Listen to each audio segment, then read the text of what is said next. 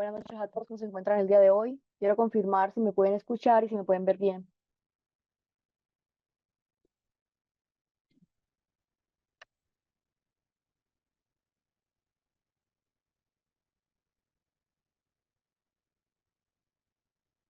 ¿Me escuchan bien? Vale, perfecto. Regálame un minuto, por favor.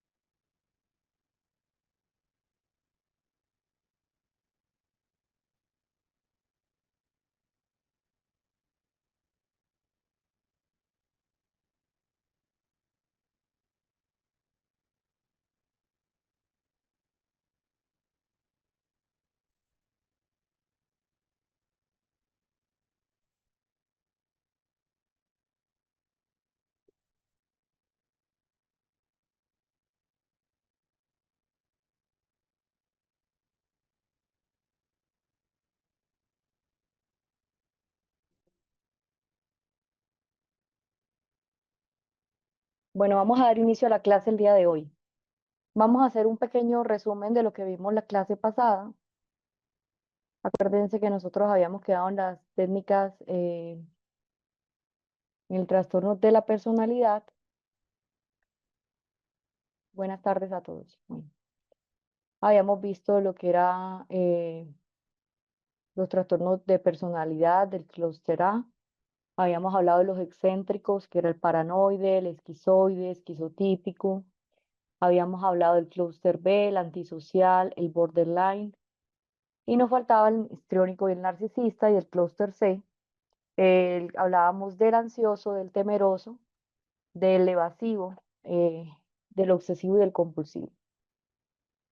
Entonces, cuando hablamos de la personalidad, pues obviamente está caracterizado porque inicia con pensamientos y comportamientos excéntricos.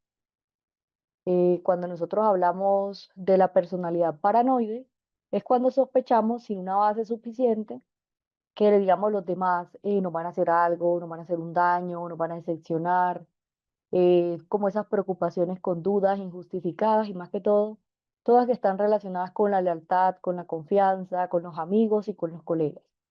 Y cuando hablamos de la poca disposición también que hay cuando, por ejemplo, la persona tiene esa dificultad para confiar en los demás, ¿no? Como ese miedo injustificado o que esa información que se vaya a decir, pues vaya a ser utilizada en su contra. También hablábamos de la preocupación, que muchas veces ellos presentan como esas preocupaciones injustificadas, más que todo sobre la lealtad, la confianza y los amigos y colegas. Cuando hablamos de la lectura encubierta, desde los significados denigrantes o amenazantes, o en los comentarios cuando notamos que se presentan sin un acto de malicia.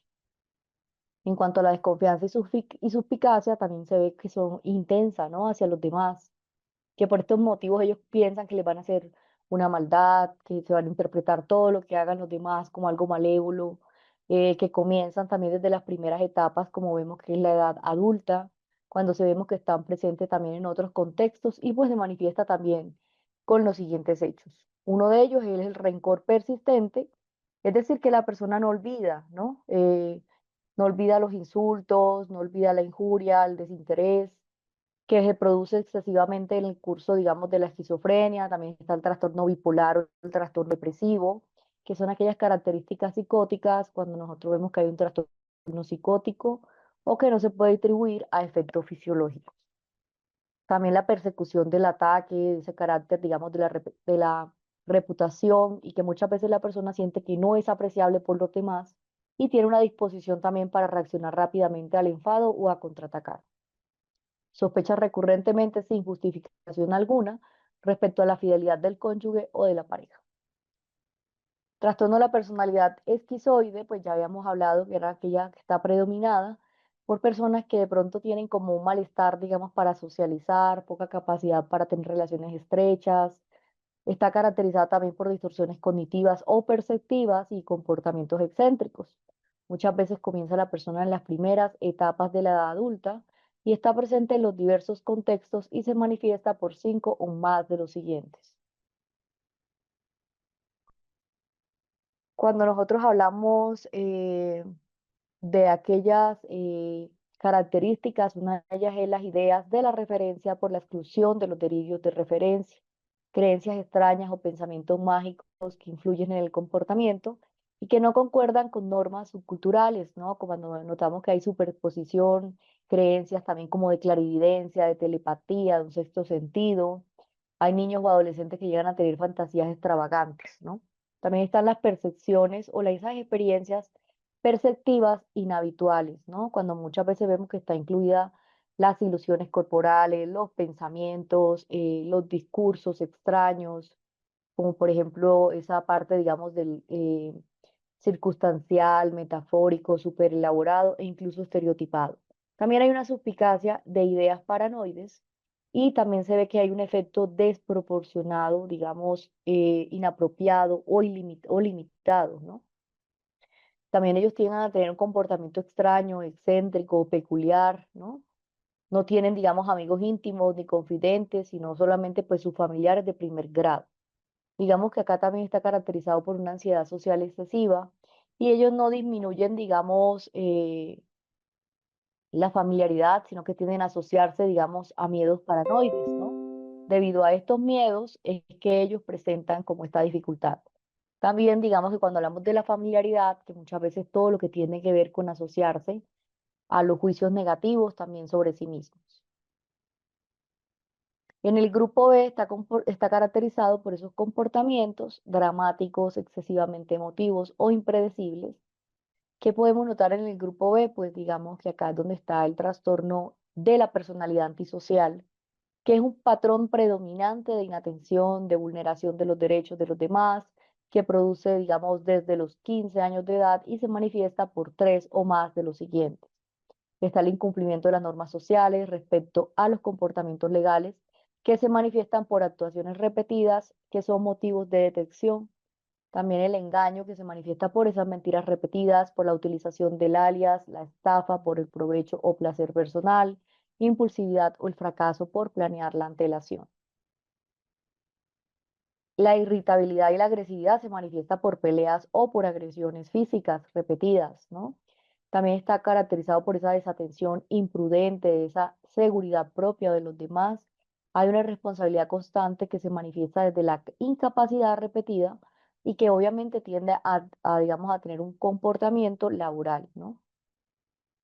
Muchas veces como esa incapacidad, digamos, a mantener ese comportamiento laboral, a coherente, a cumplir obligaciones económicas, la ausencia de remordimiento cuando se manifiesta como esa indiferencia o esa racionalización, digamos, del hecho de ser herido o maltratado, ¿no? O robado por alguien. También el individuo tiene, pues, como mínimo, digamos, 18 años cuando se empiezan a presentar estos síntomas y hay evidencias desde la presencia del trastorno de la conducta desde el inicio, desde los 15 años que podemos notar también el comportamiento antisocial que no se produce exclusivamente como la esquizofrenia, como el trastorno bipolar. Como tal, también notamos el trastorno de la personalidad límite, y este es uno de los trastornos como más complejos, ¿no? En terapia psicológica, pero básicamente es por esa inestabilidad en tener relaciones interpersonales, ¿no? Esa autointamos que ellos comienzan a tener en las primeras etapas en la edad adulta y están presentes en diversos contextos y se manifiestan por 5 o más de los siguientes. En cuanto al efecto desesperado para evitar el desamparo real o imaginario, es una, digamos, de las características. Ellos se esfuerzan, digamos, eh, desesperados por evitar, digamos, que no los quieren, que están desamparados, o digamos también la percepción que ellos puedan tener. A veces se lo imaginan por ciertas situaciones, ¿no? También cuando vemos el patrón de las relaciones interpersonales inestables, intensas, cómo éstas se caracterizan por una alternativa entre los extremos de la idealización y la devaluación. También está la alteración de la identidad, inestabilidad intensa, persistente, de la autoimagen y del sentido del yo. Otro de los elementos es la impulsividad en dos o en más áreas potencialmente autolesivas, ¿no? Gastos, el sexo, la droga, la conducción temeraria, los atracones alimentarios. Y también está como ese comportamiento o esa actitud de amenazas recurrentes de suicidio, de comportamientos de automutilación. Ellos muchas veces tienen como, digamos, reacciones impulsivas de cortarse, de golpearse contra las paredes, cuando están rabiosos o cuando algo les molesta, ¿no? Y digo que es complejo por la, digamos, la reacción tan agresiva que tienen, pero hacia sí mismos, ¿no? Por una situación que de pronto no salga como ellos esperaban. Hay una inestabilidad afectiva desde la reactividad notable del estado del ánimo. Episodios intensos de disforia, irritabilidad, ansiedad, generalmente pueden llegar a durar unas horas o algunas veces unos días, ¿no? Hay una sensación crónica de vacío, se sienten como vacíos, por eso muchas veces ellos llegan a tener también pensamientos relacionados con el suicidio, con hacerse daño, a tener intentos de autolesivos. Algunos, digamos, no llegan a suicidarse, pero sí se ve que hay muchos intentos como de hacerse daño, ¿no? O de amenazar por alguna forma que se van a hacer daño.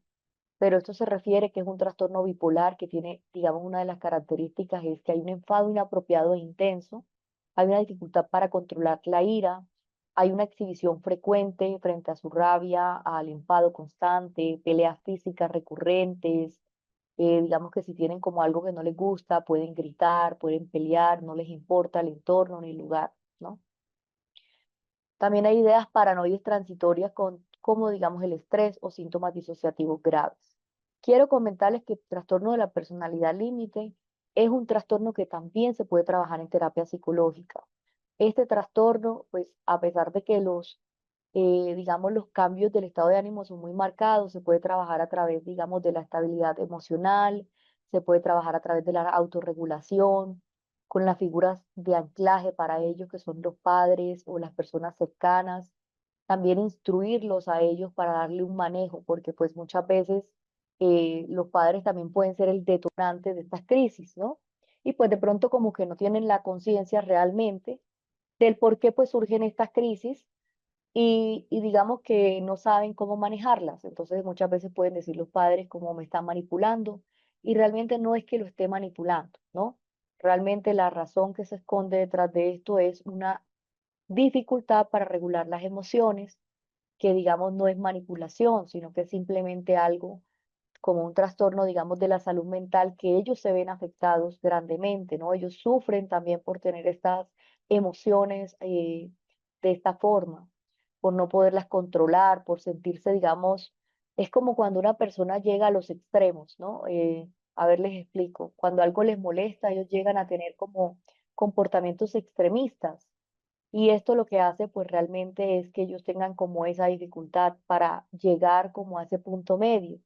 Entonces, para ellos una ofensa puede ser muy grave, ¿no? Y así la perciben, así la sienten. Y realmente, pues, otras personas podrán decir, no es tan grave, pero realmente sí la viven de esta forma, y digamos, por su dificultad para regular sus emociones. Más que todo, también esa percepción o esa rabia que tienen interna, que es, digamos, ese enfado que hace parte, digamos, de esos cambios fluctuantes del estado de ánimo, de depresión, de tristeza, de ansiedad.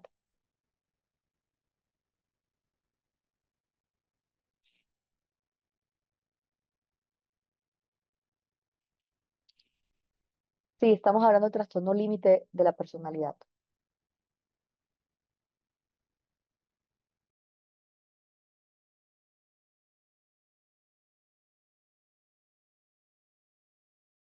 Ok, perfecto. Bueno, entonces, cuando nosotros hablábamos del trastorno límite, digamos que esta es como la dificultad que presenta este trastorno. Y recuerden que nosotros tenemos que entender que, digamos, hay una dificultad para regular las emociones, ¿no? Pero pues todo esto lo puede tratar también con la terapia cognitiva, con la terapia dialéctico-conductual, con terapia para regular las emociones, con las familias también para conocer los síntomas y así, digamos, poderle dar un manejo en casa. ¿Qué recomiendo yo? Que cuando vayamos a tener pacientes con trastorno límite de la personalidad, no les digamos el diagnóstico como tal, porque al hacerlo, pues va a llegar que van a empezar a investigar todos los síntomas y realmente lo que va a suceder es que ellos van a empezar, digamos, a mostrar unos síntomas que puede que no tengan, como pues es el caso, digamos, de las autolesiones, ¿no? Y pues lo empiezan a hacer para descargar la rabia, no es realmente porque ellos tengan como ese pensamiento de hacerlo, sino que de pronto al ver a otras personas, hay personas que pueden no tener ese síntoma, por ejemplo, y digamos que también podrían llegar a hacerlo, ¿no? Y pues obviamente sabemos que las autolesiones también es un riesgo de suicidio, que muchas veces esas autolesiones también dependen del tipo de enfado que tenga la persona, de la letalidad de las heridas, y pues realmente sería un riesgo aún mayor, ¿no? En el cual también pondríamos, digamos, en riesgo la vida de la persona, pues si no tenemos en cuenta este motivo. Ahora vamos a hablar de la personalidad histriónica. Es la necesidad de ser ese centro de atención. Muchas veces la persona se siente incómoda cuando no es el centro de atención. Está caracterizado por tener una inestable emotividad, se sienten que son victimizados, influenciables, dramáticos. También tienen comportamientos seductores o provocadores, ¿no? Y vemos que también se presenta como esa imagen, como digamos que su imagen lo es todo.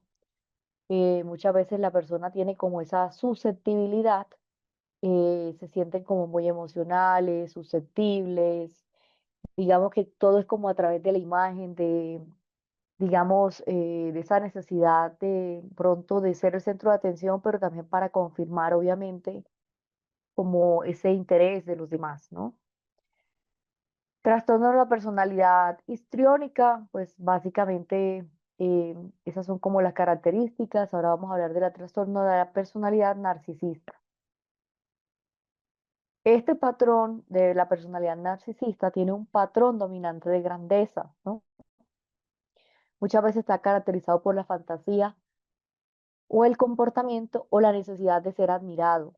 ¿Qué pasa con el narcisista? Le falta a veces empatía en las primeras etapas de la vida adulta, se presenta en los diversos contextos, muchas veces se manifiesta por cinco o más de los siguientes hechos, tiene sentimientos de grandeza, de prepotencia, exagera sus logros o talentos, espera ser reconocido como superior, sin contar obviamente con los éxitos de los demás. Muchas veces el trastorno de personalidad narcisista se ve también que tiene como ese, digamos, absorto frente a las fantasías del éxito, ¿no? Poca brillantez, belleza, amor o ideal ilimitado. ¿Qué podemos notar de un trastorno de personalidad narcisista? Que muchas veces se ve como a sí mismo como superior a los demás, ¿no? Que sus logros son, digamos, inalcanzables. Se cree que es una persona especial, se cree que es una persona única, que solo puede comprender o que puede relacionarse también con otras personas, instituciones, ¿no? Especiales de alto estatus.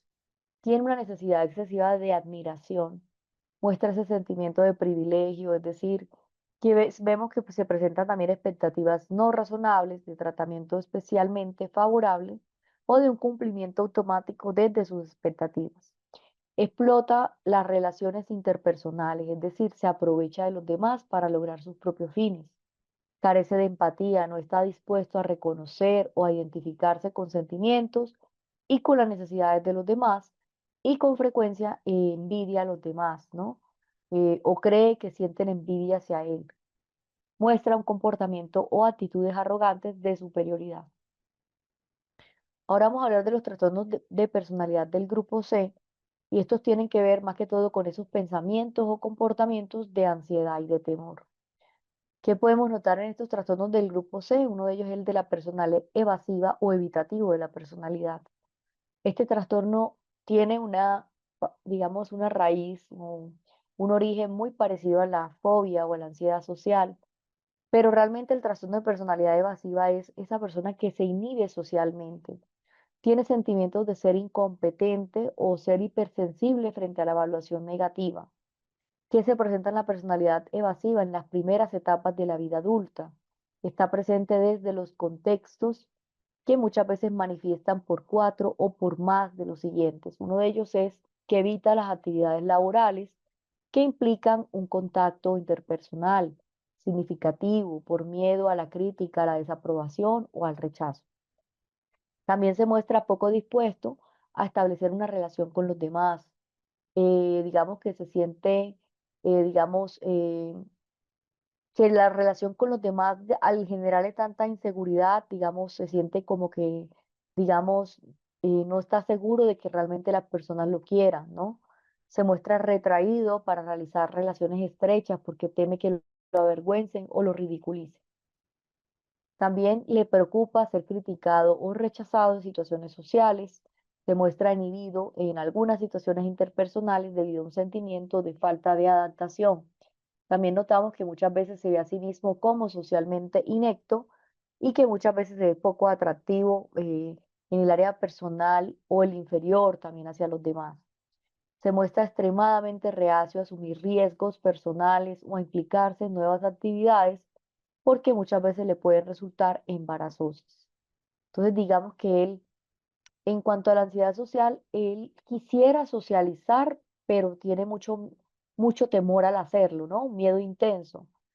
El trastorno evitativo le gustaría socializar, pero más bien lo evita por la incomodidad que le pueda generar, digamos, esa socialización con los demás. Entonces, digamos que hay una característica y es que el uno pues siente una ansiedad, un miedo intenso, y el de evitativo pues evita toda situación social y digamos que le dificulta mantener esas amistades, ¿no?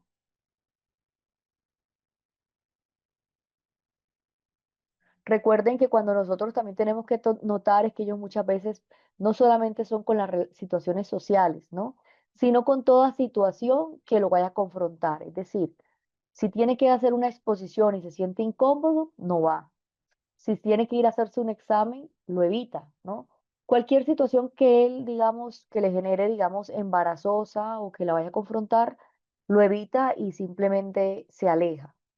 Entonces, digamos que cuando hablamos de la ansiedad social, quiero aclarar esto porque son muy parecidos, pero tienen un origen diferente. Cuando hablamos de la ansiedad social es el miedo a la evaluación negativa, ¿no? A la humillación, al rechazo. La evitación es porque aparecen esas situaciones sociales concretas, no en todas las situaciones sociales, no con todas las personas. Puede verse específica, como por ejemplo hablar en público, como por ejemplo en varias situaciones, ¿no? Puede generar en el inicio de la adolescencia temprana, en el curso también para mejorar esa exposición. O sea, recuerden que acá en malestar también se ve como un deterioro significativo porque en la ansiedad social va aumentando la gravedad del miedo y la angustia que le genera socializar, ¿no? Como ese nervio cuando, acuérdense, cuando una persona va a exponer en público y queda bloqueado totalmente. Eso es la ansiedad social, ¿no? Cuando hablamos del trastorno evitativo de la personalidad, es la evitación a todas las interacciones sociales por miedo a ser rechazado o también por miedo a que la otra persona conozca una parte de mí que no quiero que sepan, ¿no? Hay una baja autoestima en el trastorno evitativo crónico y una autopercepción de ser inferior, socialmente inecto, o digamos también hay un miedo o una evitación en contextos, por ejemplo, de que puedan estar bajo la crítica o bajo un riesgo de ser criticados. Se ve, digamos, que es estable, o sea, tiene un pensamiento rígido y se manifiesta en muchas áreas de la vida de esta persona, no solamente en los elementos sociales, sino laborales, eh, de hacerse de pronto alguna situación que lo confronte.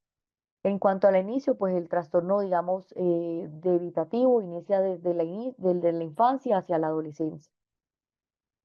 Y hay un patrón claro y es que pues también puede iniciar en la adultez, ¿no? El patrón como tal desde los síntomas completos. Pero es difícil de diagnosticar, como ya sabemos, porque la ansiedad social tiene muchas características parecidas, ¿no? Tiene muchos criterios que se parecen, pero para que podamos entender, el alcance de la ansiedad social se da en situaciones sociales específicas o amplias. En cambio, el trastorno evitativo de la personalidad es generalizado en todos los contextos. En cuanto a la ansiedad social, la duración puede durar notablemente con tratamiento, ¿no? Puede mejorar. En cuanto al trastorno de la personalidad evitativo, es un patrón estable y rígido, tienen ideas y conceptos rígidos por lo cuales se alejan, ¿no? Y que también inicia o puede iniciar en la adultez. En cuanto a la autoestima, en cuanto a la ansiedad social, se ve que la persona se siente normal fuera de situaciones sociales que le genera temor o angustia, pero en el trastorno evitativo, crónicamente, pues se siente bajo frente a todas las áreas. En cuanto al origen, puede surgir en experiencias traumáticas, la ansiedad social, el acoso escolar, ¿no? El bullying. En cuanto al trastorno evitativo, realmente es un patrón desde el temperamento, ¿no? Desde el propio desarrollo de la personalidad, o que de pronto la persona haya sentido como una experiencia de rechazo a temprana edad. Y en cuanto al tratamiento, está la ansiedad social, que es como la terapia cognitiva, con la exposición, esa reestructuración cognitiva o el entrenamiento social, para pues, que la persona empiece a exponerse, obviamente, a lo que le genera miedo y angustia. Pero cuando hablamos del trastorno evitativo, pues ya es más prolongada la terapia, ¿no? Porque como ya sabemos, son esquemas más rígidos y también pueden haber traumas desde la parte desde la infancia y que muchas veces requieren también el apoyo farmacológico. Un ejemplo clínico de ansiedad social: María tiene 26 años, evita hacer presentaciones de un trabajo por miedo a equivocarse y sus colegas se rían de esa persona. Sin embargo, socializa sin problema con sus amigos, ¿no? Cercanos o familiares. Y cuando hablamos del trastorno evitativo de la personalidad, es por ejemplo el caso de Jorge, tiene 32 años, evita todo tipo de reuniones, no inicia amistades nuevas, siente que no es interesante y que todos lo juzgan y que digamos, esta forma como lo juzgan ocurre en el trabajo, en la familia, con otras relaciones, con sus hobbies, y esto inició desde su adolescencia. Quedó claro de pronto la diferencia entre la ansiedad social y el trastorno evitativo.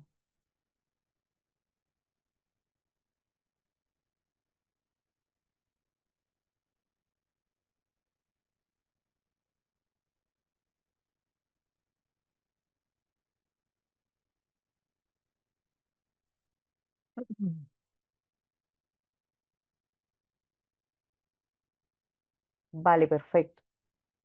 Entonces recuerden que también podemos notar en la ansiedad social que hay unos rasgos nucleares, es decir, ese miedo intenso en situaciones donde pueda ser evaluado por otros, temor a actuar, por ejemplo, a sentirse humillado, a mostrar síntomas de ansiedad, temor, sudor, rubor o temblor. Hay un temor también específico a situaciones sociales o al rendimiento.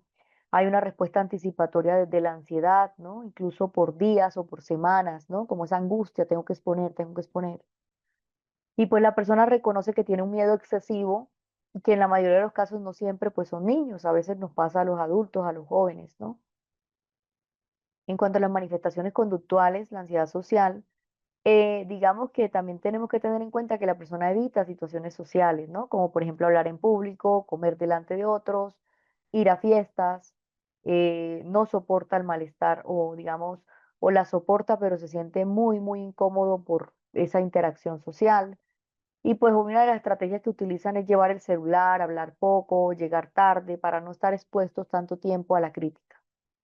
Pero a ellos les gustaría, digamos que socializar, ¿no? Síntomas físicos frecuentes: el rubor facial, sudoración excesiva, taquicardia, temblores en las manos, en la voz, tensión muscular, problemas gastrointestinales, antes o durante la exposición, cursos desde la comorbilidad. Recuerden que el trastorno de ansiedad inicia desde los 13 años. Hay una alta comorbilidad con depresión y con otros trastornos de ansiedad y puede desencadenarse o empeorarse después de experiencias donde la persona haya sido humillado o burlado por otras personas. Cuando hablamos del trastorno evitativo, hay unos rasgos nucleares que son importantes y es la inhibición social generalizada en todos los contextos sociales, ¿no? Inhibición social, sentimientos de ser inferior, omnipresentes, ¿no? De ser poco atractivo, de ser, digamos, poco deseable, poco interesante, aburrido. Hay una hipersensibilidad a esa evaluación negativa y el patrón crónico, por ejemplo, o estable desde el inicio de la adultez, ¿no? Tiene raíces también en la infancia. La persona conductualmente evita todo lo social, pero como en lo laboral se implica contacto interpersonal, ¿no? No busca relaciones nuevas a menos que esté seguro de ser aceptado. Tiene una distancia emocional incluso con personas cercanas como familia. Digamos, prefiere distanciarse de la familia con el hecho de que hay un temor de ser criticado. Hay un rechazo o actividades nuevas por miedo al ridículo. También que se nota que la persona es poco o nulo frente a grupos, ¿no? Sociales, a clubes, actividades comunitarias. En cuanto a las cogniciones frecuentes, la persona tiene esos pensamientos como no soy interesante, todos notarán que soy un torpe, que voy a hacer el ridículo, si se acercan demasiado van a no conocer mis defectos, ¿no? Como que yo soy una persona defectuosa y si la persona se acerca mucho me va a conocer, entonces mejor me evito que me conozca. Diferencias sutiles con la fobia social, está ese miedo desde la ansiedad social, se centra más en el desempeño puntual ante otros, ¿no? Y el trastorno evitativo de la personalidad es que hay un miedo pues a ser funcionado con la identidad de ser defectuoso. El trastorno evitativo de la personalidad implica esa habitación en la mayoría de las áreas de su vida, no solamente en contextos sociales. En cuanto al curso, pues vemos que hay un inicio temprano, como esa timidez extrema en la infancia que no mejora en la adolescencia, una alta comorbilidad con esa ansiedad social, más que todo en el hecho de un 50% de los casos que cumplen con esos criterios o con ambos, la común coexistencia con la depresión crónica, con trastornos de pánico y con la fobia específica. ¿Qué podemos notar de la ansiedad social? Que reconoce que hay un miedo excesivo, ¿no? Pero en trastorno evitativo simplemente puede racionalizarlo como una realidad. Esa también es otra situación que tendríamos que tenerla clara. Digamos que en cuanto a la autoestima, se siente normal fuera de situaciones que teme, pero pues en cuanto al trastorno evitativo hay una baja autoestima persistente y generalizada. El evitativo no es, digamos, el de fobia social es por la vergüenza, por el miedo, pero lo reconoce. En el otro lo racionaliza, ¿no? Digamos que lo toma por hecho, ni siquiera quiere intentar socializar, más bien lo evita, evita toda la socialización. En cuanto a la duración, el trastorno de ansiedad social puede fluctuar, puede como remitir o mejorar con la terapia. Y en cuanto al trastorno evitativo, hay un patrón estable, rígido y que requiere un largo trabajo, ¿no? Porque ya son pensamientos muy inflexibles, muy rígidos. Eh, con la ansiedad social está expuesto a situaciones sociales concretas, ¿no? Pero con el trastorno evitativo de la personalidad, realmente en la mayoría de las áreas de la vida prefiere aislarse. Y en cuanto al insight, pues él reconoce que, digamos, con una mejor intervención, digamos, en la terapia, ¿no? Hay un buen pronóstico desde la intervención. Y en cuando hablamos del trastorno evitativo, hay cambios más lentos que requieren terapias prolongadas, ¿no? Porque hay un pensamiento muy rígido, muy estable. Ahora vamos a hablar del trastorno de personalidad dependiente. Y esta es la necesidad dominante o excesiva que me cuiden, ¿no? ¿Qué es lo que me conlleva a ese comportamiento desde la sumisión, desde el apego exagerado, al miedo a la separación? Este comienza en las primeras etapas de la vida adulta y está presente en diversos contextos. Se manifiesta por 5 o más de los siguientes. Le cuesta tomar decisiones cotidianas sin un consejo. Muchas veces notamos que la persona está constantemente preguntándole a otras para ver si es correcto o no la decisión que van a tomar. Necesita a los demás para asumir sus responsabilidades en la mayoría de los ámbitos de su vida.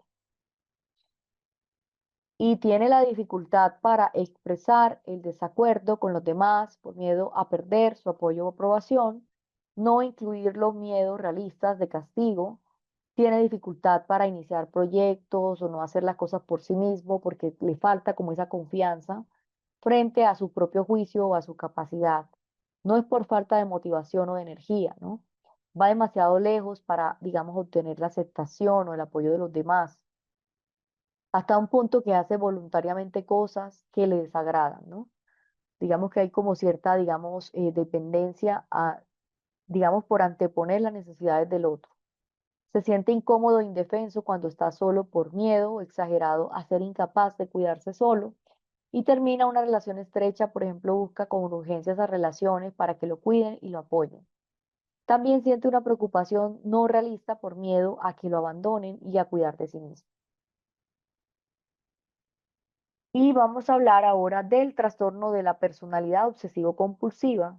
Esta es una preocupación por el orden, el perfeccionismo, el control mental, interpersonal, las situaciones, digamos, expensas, ¿no? A la flexibilidad, a la franqueza, a la eficiencia. comienzan las primeras etapas de la vida adulta. También notamos que la persona pues siente como que están presentes diversos contextos, ¿no? Otro de los elementos es otros trastornos de la personalidad y son los cambios de la personalidad debido a afectaciones médicas. Y es esa alteración persistente de una personalidad que constituye un cambio respecto a la anterior. Hay un patrón característico de la personalidad en los individuos. Acá notamos que los niños tienen una alteración que va a implicar la desviación notable del desarrollo normal o del cambio significativo desde los patrones del comportamiento habitual de un niño, que a veces puede llegar a durar hasta un año. Existen evidencias a partir de la historia clínica, de la exploración física, del análisis del laboratorio, la alteración desde la consecuencia fisiopatológica y también digamos, la directa también desde otras afecciones médicas. También hay una alteración que no se implica, digamos, desde otro trastorno mental, digamos, debido a una afección médica. Hay alteraciones que no se producen exclusivamente frente al curso o al síndrome del confusional. Existe una alteración desde la causa que genera un malestar clínico significativo, deterioro social, laboral, otras áreas dependientes del funcionamiento. También notamos que en el tipo lábil, pues hay una labilidad afectiva, en el tipo desinhibido puede notar un control insuficiente de impulsos, como muchas veces manifiesta indiscreciones sexuales, ¿no? Tipo agresivo también que se ve que es predominante ese comportamiento agresivo y tipo apático que es predominante frente a a la apatía y a la inferencia intensa. Entonces, cuando nosotros hablamos de los trastornos de personalidad desde los elementos generales, tenemos que notar que son patrones persistentes desde la experiencia interna y desde la conducta, y estos muchas veces están derivados frente a expectativas culturales inflexibles, generalizados, que generan un inicio en la adolescencia o en la adultez temprana. Hay un impacto también y es el deterioro significativo en el funcionamiento social, laboral y emocional, ¿no? Hay una prevalencia clínica, es que cuando nosotros hablamos de trastorno límite de la personalidad, se ve que es frecuente en consulta, ¿no? Porque hay, digamos, eh, la persona llega a tener, digamos, las presentaciones de evitar, está también como el narciso, el histriónico, el dependiente, el obsesivo compulsivo y el antisocial. Y en cuanto a las características comunes, pues esa rigidez de sus pensamientos, los problemas para regular sus emociones, está también las relaciones interpersonales que se ven conflictivas y que generan dificultad frente a su identidad. Otro de los trastornos es que cuando nosotros vamos a abordar estos trastornos de la personalidad, está diseñado originalmente para entender que, por ejemplo, en el trastorno límite, el DBT le va a ayudar a las personas, por ejemplo, el trastorno límite de la personalidad, frente a las autolesiones y a la inestabilidad emocional, ¿no? Cuando también notamos que el objetivo principal es reducir las conductas de alto riesgo y aumentar las habilidades para regular sus emociones y su funcionamiento adaptativo. Hay componentes centrales que se utilizan como mindfulness, que fue el video que les mostré la vez pasada, y es como nosotros resignificamos la experiencia, el juicio, aprendemos a tolerar el malestar. Hay técnicas de stop de pensamiento, más que todo para esos pensamientos ansiosos que se empiezan, digamos, a aumentar de nivel y es lo que hace que la persona sienta esa rabia intensa, ¿no? Que logre parar esos pensamientos. Otro tip es la distracción, el autoconsuelo, también la regulación emocional, porque le ayuda a regular, a identificar, a etiquetar y a modular sus emociones, ¿no? En cuanto a la efectividad interpersonal, son todas las habilidades, como por ejemplo que tienen que ver con pedir, con decir no, con manejar conflictos. Entre el formato estructurado hablamos de la terapia individual, está ese entrenamiento grupal, el coaching telefónico, la supervisión desde las terapias. También está la ventaja, por ejemplo, que es útil en pacientes con alta impulsividad, el riesgo porque estabiliza antes, digamos, de ir a un trabajo profundo.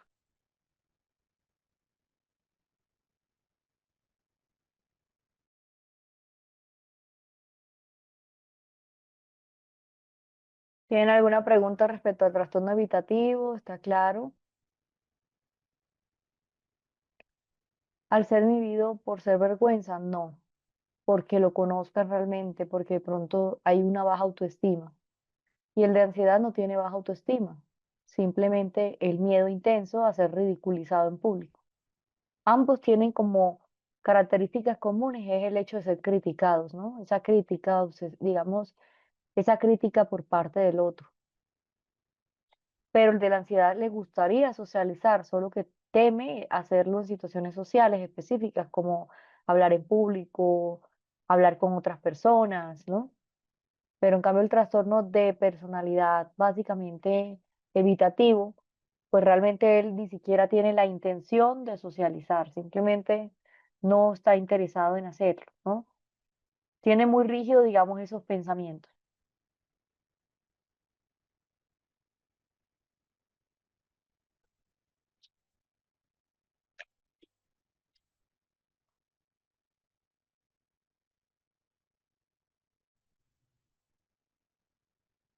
¿Me escuchan bien?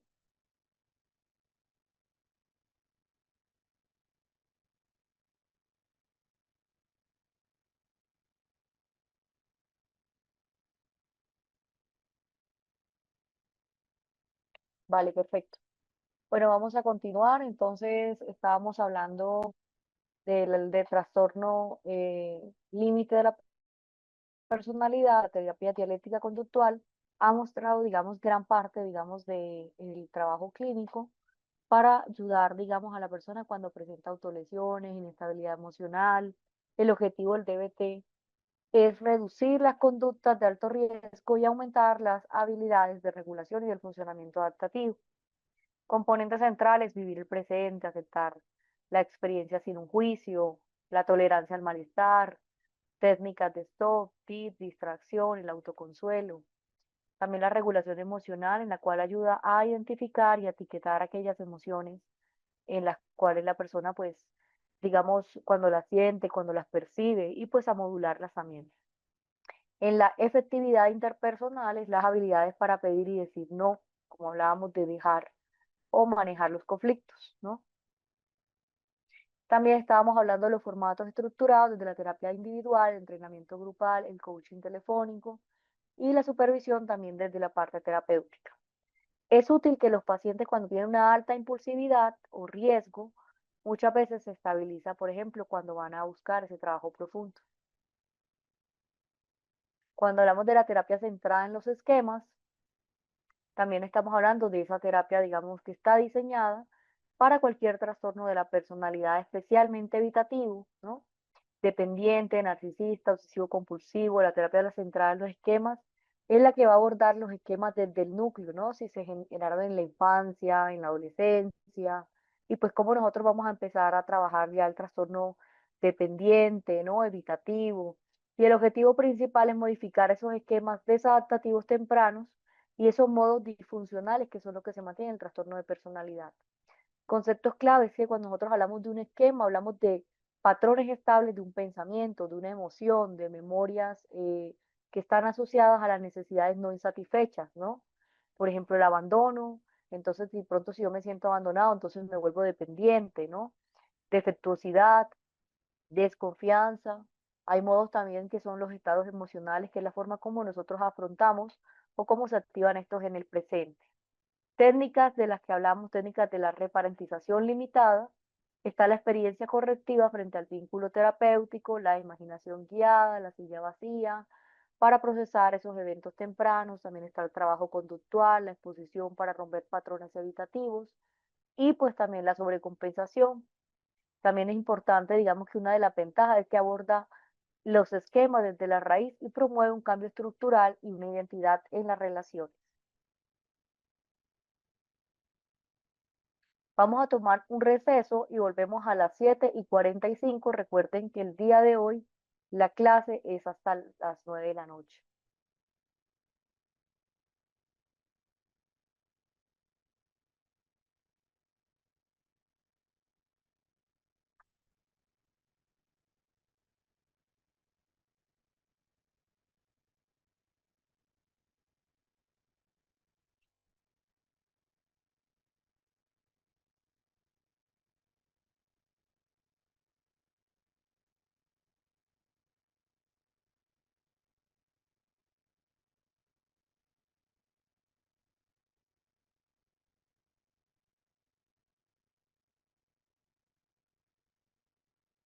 ¿Ustedes me escuchan bien?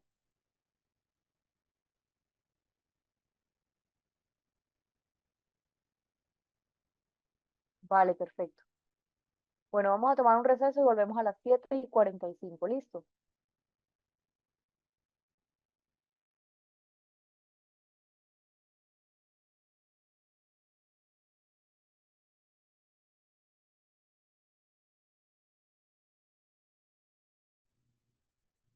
Bueno, vamos a continuar. Entonces, también entendiendo cuando hablamos de la terapia centrada en esquemas de los trastornos de personalidad, es la que se encuentra diseñada, especialmente vemos el trastorno habitativo, trastorno dependiente, narcisista, obsesivo compulsivo, terapia y el trastorno límite de la personalidad, ¿no? Digamos que va a abarcar de manera más profunda esos esquemas de la personalidad, de defectuosidad, ese esquema de dependencia emocional, ese esquema también de afrontamiento, ¿no?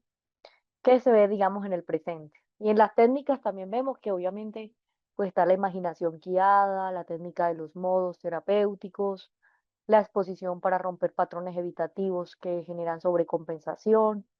Y pues estos patrones evitativos pues también es como se expone, por ejemplo, en caso de fobias o de ansiedad. Cuando hablamos de la relación terapéutica en cuanto a la dialéctica conductual, recuerden que acá más que todo se percibe esa relación terapéutica como colaborativa, ¿no? Como validante, como estructurada, que tiene unos límites claros y consistentes, y también está la terapia en esquemas, que tiene una relación correctiva, reparadora, pero que también combina desde la calidez y desde lo emocional con una confrontación empática. Cuando nosotros entendemos también el manejo de las crisis, de acuerdo a la terapia dialéctico-conductual, es el uso de las habilidades para tolerar el malestar, para regular las emociones, ese momento crítico, los protocolos claros para la prevención, para la autolesión y para el suicidio. También cuando hablamos de la terapia desde los esquemas, es importante que identifiquemos los modos que se ven activos, ¿no? Como modo niño vulnerable, niño impulsivo, la activación del adulto saludable, la contención emocional, ese procesamiento profundo y todos estos elementos cuando notamos que se hace o digamos cómo se hace después de una crisis. En cuanto a la integración de la terapia DBT y de la terapia centrada en esquemas, vemos que la primera fase de la DBT es la estabilización y el manejo de conductas de riesgo, el entrenamiento también desde las habilidades, ¿no? Y cuando nosotros vemos la fase desde la terapia centrada en esquemas, es ese trabajo profundo sobre la historia, sobre los esquemas nucleares, la reparación emocional, el beneficio. Muchas veces el paciente desarrolla como primero los recursos para tolerar ese trabajo emocional y evitar los desbordes y los abandonos en el tratamiento. En cuanto a las técnicas de intervención en la DBT, el principal objetivo es reducir las conductas de alto riesgo, las autolesiones, los intentos suicidas, aumentar las habilidades de regulación emocional, la tolerancia al malestar, la efectividad también interpersonal. Y en los modos de las habilidades está el mindfulness, la atención plena, la aceptación radical, la tolerancia al malestar, está también las técnicas de stop, de distracción, la regulación emocional para identificar y modificar las emociones, está también la efectividad interpersonal desde la comunicación asertiva y el manejo de los límites. Y desde el formato estándar, pues vemos que la terapia individual semanal y el entrenamiento grupal de las habilidades, también está el coaching telefónico para el uso de crisis reales, ¿no? Y la supervisión también con terapeutas. Hoy en día se ha visto que la terapia dialéctico-conductual es de la que más evidencia ha mostrado en el trastorno límite de la personalidad, junto con la terapia centrada en esquemas, con las terapias cognitivas, ¿no? Ahora que cuando te hablamos de las terapias cognitivas, aquí el objetivo central es cambiar esos patrones desadaptativos que se han originado de edad temprana. También los modos disfuncionales que mantienen la terapia límite de la personalidad, ¿no? Como ocurre, digamos, en el trastorno límite de la personalidad, esos modos disfuncionales, de esa regulación emocional. Y dentro de las técnicas clave está el trabajo con los modos, que es ayudarle al paciente a que identifique cuando se siente como un niño vulnerable, como impulsivo, como un padre punitivo, que es el que pone las reglas, etcétera. Y pues en cuanto a la reparentalización limitada, el terapeuta debe ofrecer siempre una experiencia emocional y correctiva y pues siempre generando límites claros, ¿no? También la imaginación guiada y la silla vacía ayuda a resignificar las experiencias tempranas. Hay otras técnicas como la reestructuración cognitiva, que es que la persona empieza a cuestionarse esas creencias centrales que están ligadas al abandono, a la desconfianza y a la defectuosidad. Y en cuanto a la exposición emocional, también a procesar esos recuerdos traumáticos que mantienen esos esquemas.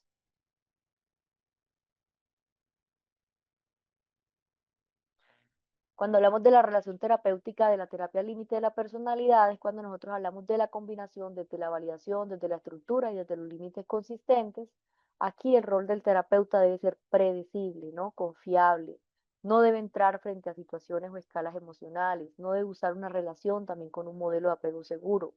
Digamos que acá la relación en la terapia, en la relación terapéutica, cuando nosotros vamos a abordar una persona que tiene un trastorno límite, siempre debemos tratar de que haya un vínculo adecuado también con el terapeuta, ¿no? Pues muchas veces como esa relación de apego seguro, de anclaje, es como lo principal para que pueda, digamos, tener la confianza de ese paciente, tener ese contrato terapéutico que incluya la asistencia, el manejo de las crisis, el contacto fuera de sesión, reglas de la comunicación, la validación emocional y aprender a reconocer y a legitimizar la experiencia que tiene el paciente, ¿no? Antes de intervenirla.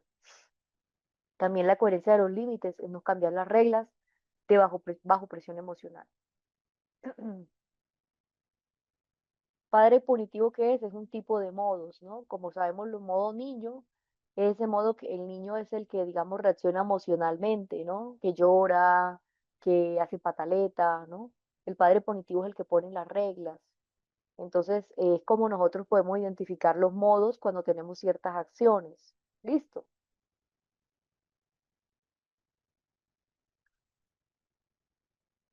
Ahora sí quedó clara la información.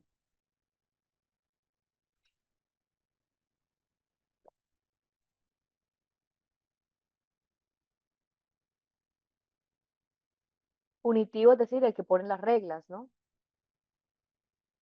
Ok.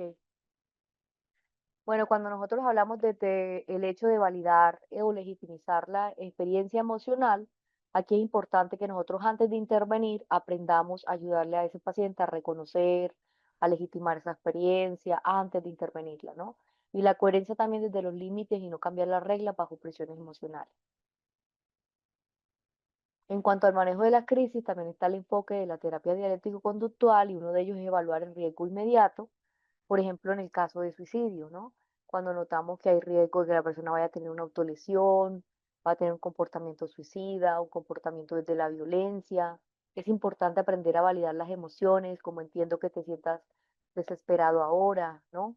Es importante que aprendamos a ayudarle al paciente a tolerar ese malestar con habilidades concretas, como por ejemplo cambiar la temperatura corporal, el grounding, la respiración diafragmática, la prevención escalada, ¿no? Como por ejemplo hablar de mantener el tono calmado o el lenguaje claro también. Y en cuanto después de la crisis, también el análisis desde la cadena para identificar esos elementos desencadenantes y los puntos de la intervención. Tal enfoque de la terapia de los esquemas, como nosotros hablábamos de identificar qué modo está activo en una crisis, ¿no? Cuando nosotros ayudamos a activar ese modo de adulto saludable, de contener al niño vulnerable, después de la crisis, a reprocesar la experiencia, a trabajar la raíz también desde los esquemas. Y en cuanto a las diferencias y la complementariedad que ambas tienen, porque muchas veces también podemos utilizar una parte de terapia dialéctico-conductual y otra centrada en esquemas, y es que el foco inicial de la terapia dialéctico-conductual es reducir las conductas que generan un alto riesgo, ¿no? En cuanto a la estructura, es manualizada por sesiones cortas y sesiones directivas. La herramienta clave en la terapia dialéctico-conductual es el entrenamiento para las habilidades, ¿no? Para afrontar esas habilidades. Por ejemplo, si una persona tiene problemas para socializar, si la persona tiene problemas para tener como esa confianza, ¿no? Las habilidades sociales, las habilidades interpersonales. En cuanto a la relación terapéutica, también colaborativa, cuando hablamos de la validación y desde los límites claros. Y en cuanto a los protocolos y las habilidades también específicas. Sería, digamos, lo importante en el manejo de las crisis desde la terapia dialéctico-conductual. En cuanto a la terapia centrada en esquemas, es transformar esos esquemas nucleares desde el abandono, esos esquemas nucleares de la dependencia, esos esquemas nucleares de soy un fracasado, soy defectuoso, esos esquemas desde la estructura también que sean más flexibles y que la persona aprenda a relacionarse. También la herramienta clave de la terapia centrada en esquemas es que hay una experiencia correctiva a través de un vínculo terapéutico y hay una relación terapéutica desde la parte de la relacional y de la reparación. Y en cuanto al manejo de la crisis, simplemente es la contención y ese trabajo emocional profundo para que la persona pues aprenda cómo a contener esas emociones. ¿Listo? ¿Tiene alguna pregunta, alguna duda? ¿Está claro?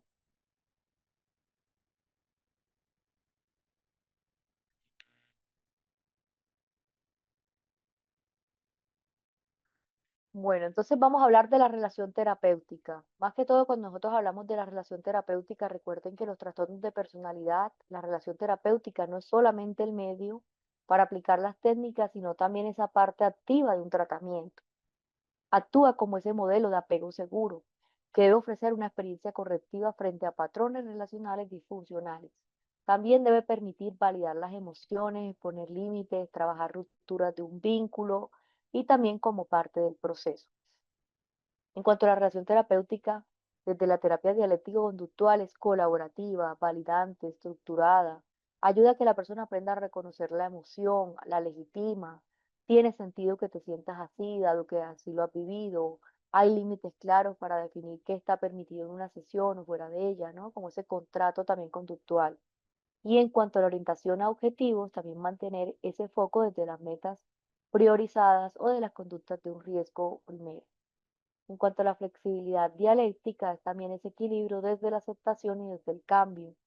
En cuanto a las rupturas y las reparaciones, es cómo se abordan en el momento y también cuando analizamos qué activan estas reacciones, cómo practicamos estas habilidades también para resolver estos conflictos.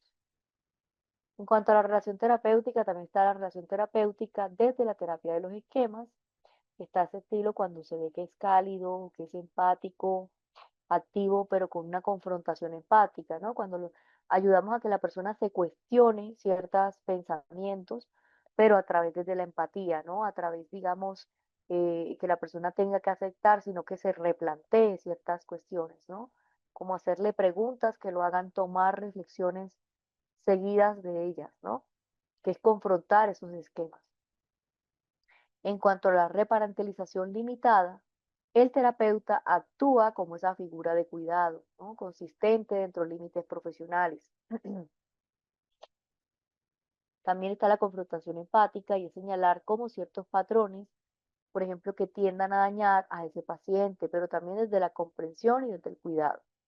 Y en cuanto al trabajo con modos, es también la relación de identificar cuando aparece un niño vulnerable, ¿no? Cuando aparece un padre punitivo, cuando aparece ese protector desapegado o cuando responde también de forma adaptativa, que sería la forma sana, ¿no? El adulto sano sería como esa forma, digamos, sana para actuar frente a una emoción o a una situación. Y en cuanto a la autenticidad emocional, el terapeuta modela la comunicación emocional desde elementos seguros, ¿no? Cuando hablamos de rupturas y reparaciones, es como ver las oportunidades para trabajar los esquemas de abandono, la desconfianza y la defectuosidad también de manera en vivo. En cuanto a la relación terapéutica, también hay elementos comunes, efectivos, y es como hablamos de la coherencia y la predictibilidad, y también del hecho de mantener la palabra, cumplir horarios, los acuerdos, ¿no? Ya sabemos que, por ejemplo, el evitativo tiende a no hacerlo.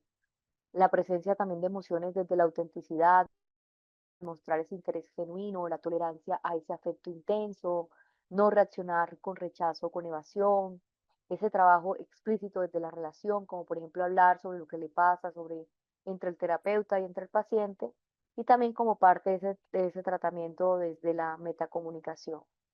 En cuanto a los desafíos frecuentes, es también entender la idealización y la desvalorización rápida. Por ejemplo, el ciclo típico en la terapia, eh, el ciclo típico en el trastorno límite de la personalidad, ¿no? Las pruebas límites, poner reglas, está la dependencia excesiva o la evitación emocional. Y es un reto también terapéutico porque pues ya sabemos que son patrones más marcados. Y en cuanto a las rupturas abruptas, pues notamos que muchas veces en la relación terapéutica empiezan a haber cancelaciones, abandonos de la terapia, sobre todo en el trastorno evitativo de la personalidad.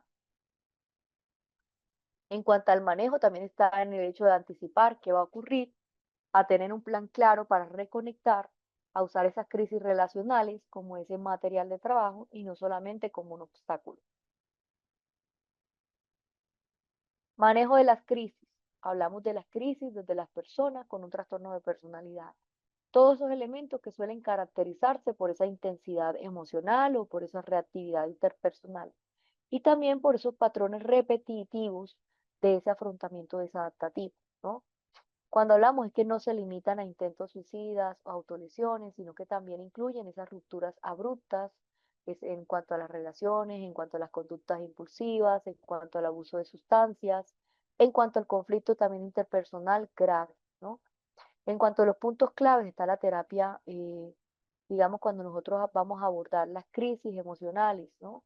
Esto es un elemento que no solamente surge ese evento cuando se detona esa crisis, sino también lo que ocurre antes de la crisis, ¿no? Cómo inició, cómo se activó y qué esquemas nucleares se activan para que la persona entre en esa crisis. Y se generó, se activó a través de qué? De un esquema de abandono, ¿no?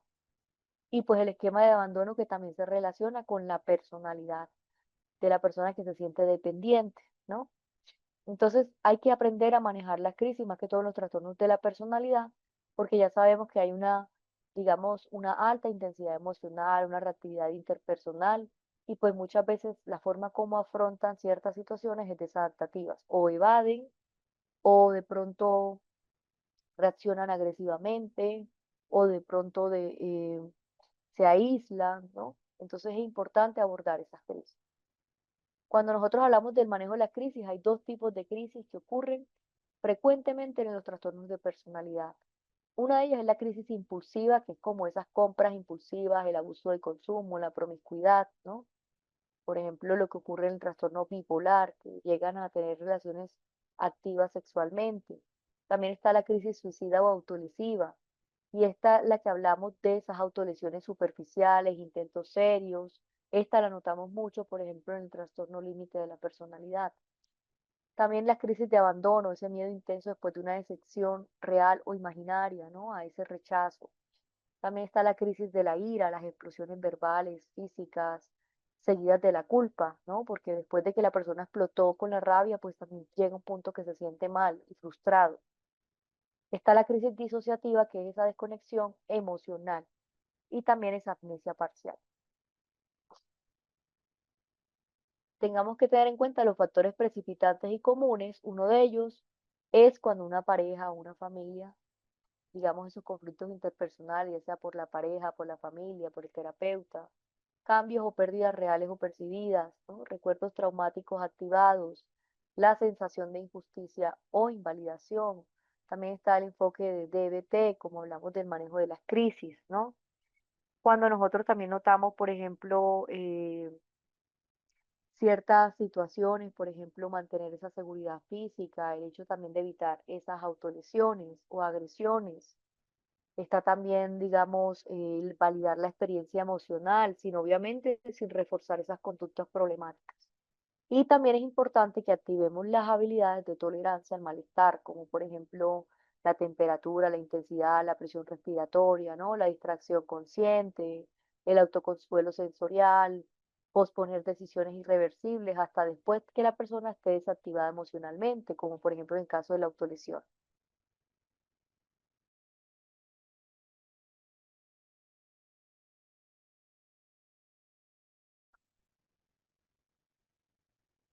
Manejo de las crisis también es importante que aprendamos a realizar acuerdos de compromiso.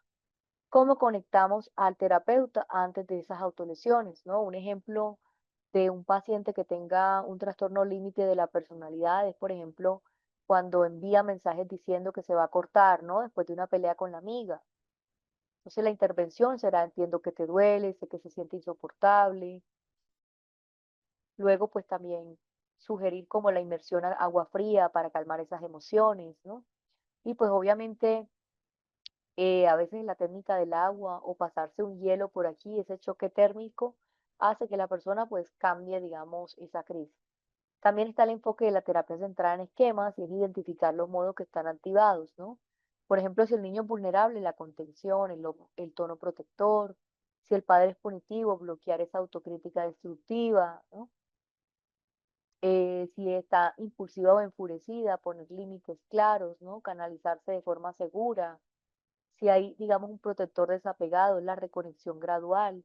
Y en cuanto a las intervenciones rápidas, está la reparentalización limitada, y es frases como estoy aquí contigo, no estás solo; está el grounding, que es cuando nosotros observamos objetos que hay a nuestro alrededor en la habitación o que nos ayuda a poner los pies en el piso, ¿no? Para, digamos, salirnos del pensamiento o de la emoción y entonces empezar a contar 5 objetos, por ejemplo, que yo veo en mi habitación: una luz, una pared, una puerta, ¿no? Y esto me ayuda pues a cambiar, digamos, esos pensamientos rumiativos y más que todo cuando la persona pues tiene esa intensidad emocional. También está la de poner los pies en el suelo, ¿no? Otra es la de recordar recursos internos. ¿Qué te ha ayudado otras veces? Ah, me ha ayudado bañarme. Bueno, entonces, que de pronto qué acciones que ha hecho le han ayudado a manejar y controlar las crisis. Y siempre, pues obviamente validando obviamente la forma como cada persona puede tener esa forma, digamos, adecuada para autorregularse frente a una situación. Cuando hablamos del protocolo breve integrado, hablamos de evaluar el riesgo, como por ejemplo hablamos de la ideación, del plan, los medios, aprender a validar y a regular, primero cuando nosotros hablamos de bajar esa intensidad emocional, ¿no? En cuanto a identificar los modos o los esquemas activados, también es la técnica adecuada, como según el modo, definir el paso inmediato para prevenir la recaída, documentar y planificar los seguimientos. Y en cuanto al rol del terapeuta, pues también saben que tiene que evitar esa sobreimplicación, ¿no? O el retraimiento. También el terapeuta debe poner reglas claras, contrato fuera sesión, ¿no? Porque es que muchas veces, pues, como por ejemplo en el caso de la personalidad independiente, tienden, digamos, a estar constantemente hablándole al terapeuta. Entonces es importante que establezcamos como esos límites claros. Otro, digamos, de los elementos es la prevención, es cuando nosotros hablamos también, bueno, y límites claros también de contactar, obviamente, en caso de una crisis, en caso de una situación que de pronto la persona se vaya a hacer daño, ¿no? O vaya a pensar en suicidarse porque tiene una rabia, pues es importante que hable con su terapeuta para regular esas emociones. En cuanto a la prevención, también el entrenamiento de habilidades desde las crisis, ¿no? Cómo le ayudamos a la persona a buscar qué habilidades para enfrentar una crisis. Cómo puede ser la respiración, cómo puede ser, digamos, qué elementos o qué emociones, ¿no? Y es importante que el terapeuta también te maneje como un autocuidado, que es esa supervisión, rotación de guardias, ¿no? Hacer pausas, porque pues también necesita tener como ciertos elementos porque pues a veces siente muy cargadas las sesiones. Cuando nosotros, acá les voy a poner un ejemplo y es el caso de crisis de abandono, el trastorno límite de la personalidad. Por ejemplo, este caso es de Mariana, que tiene 28 años, ¿no? Envía mensajes, 15 mensajes, 5 audios al terapeuta a medianoche después de ver a su pareja que no contestó un mensaje. Llora y dice que se siente muerta por dentro y que va a cortarse para que él vea lo que él hizo. Señales de alarma, esa ideación autolesiva, pensamientos dicotómicos, el no me quiere, soy nada. Está esa alta activación emocional. Y otro de los elementos están los modos activados, ¿no? Por ejemplo, ese modo de niño vulnerable, miedo extremo o abandono, impulsivo o enfurecido, como la conducta autolesiva para impactar. Y en cuanto a la intervención sugerida, pues acá es importante que validemos emocionalmente, pues, lo que siente esa persona, ¿no? Que se siente insoportable, que no le responda. Desde la terapia dialéctico conductual, el agua fría en la cara, la respiración diafragmática, acuerdo de posponer la autolesión 30 minutos y un plan de seguimiento al día siguiente. ¿Alguna pregunta?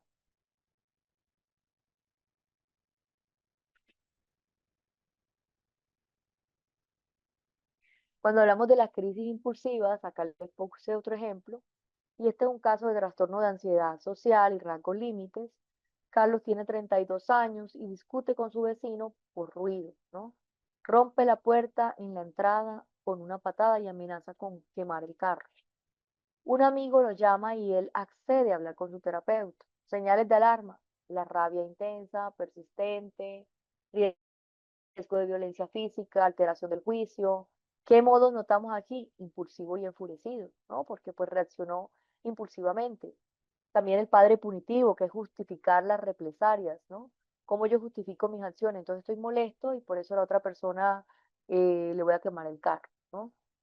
Intervención sugerida, está la técnica DBT, como por ejemplo hablamos de esa acción opuesta, ¿no? Como retirarse del lugar, caminar 20 minutos, enfocarse con límites claros, como no voy a apoyarte si te acercas a su casa, hablemos cuando estés en tu hogar.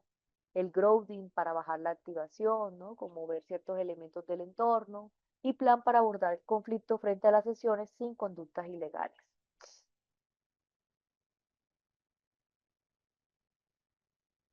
Lo de la postergación de la autolesión es simplemente decirle a la persona que siempre pues va a tener, digamos, la intención de hacerse daño, ¿no? En cualquier momento y en cualquier lugar. Pero la idea es que pues que se espere 30 minutos y seguramente en 30 minutos ya se le ha bajado la intensidad de la rabia, de la crisis, y pues obviamente al postergarlo pues ya va a estar más dudoso de hacerse daño, pero no hacerlo en el momento que tiene toda la rabia y toda la furia, porque ahí es donde notamos que hay una alta letalidad para que se haga daño.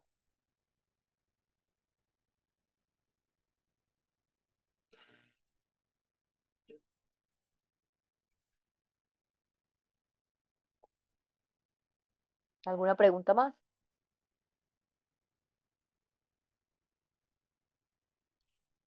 Bueno, y cuando hablamos de la crisis disociativa, por ejemplo, le puse este ejemplo de Laura, tiene 24 años, tiene un trastorno límite de la personalidad, ella presenta un trauma complejo. Después de recibir críticas de su jefe, entra en un estado de desconexión, habla poco, tiene la mirada fija, no recuerda lo que le pasó en la última hora. Hay señales de alarma como esa disociación evidente, ¿no? Esa desconexión del entorno y del cuerpo, ese riesgo de autolesión y pues obviamente posterior a la vergüenza. Modos de activación: está ese niño vulnerable, ese protector desapegado, está el grounding sensorial, como por ejemplo hablamos de tocar las texturas, recibir objetos, pisar firme, esa voz calmada o protectora, ¿no? Como estás a salvo ahí, yo estoy contigo, evitar o confrontar ese contenido traumático frente al momento.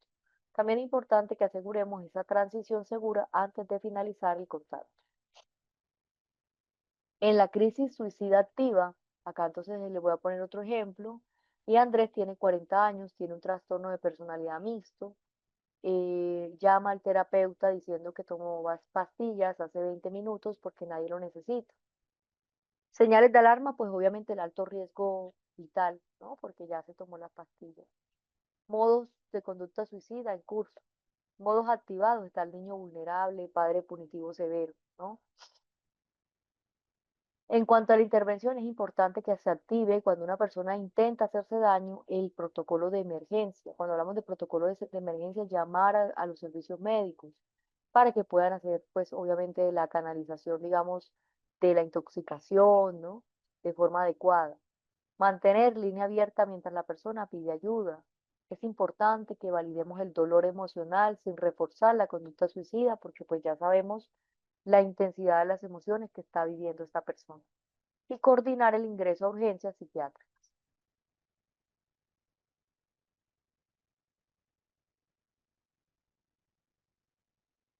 El grounding es una técnica que consiste en parar frente a una crisis y observar 5 elementos de mi entorno o tomar contacto con la realidad, ¿no? Con poner los pies en el piso, nombrar 5 objetos, ¿no?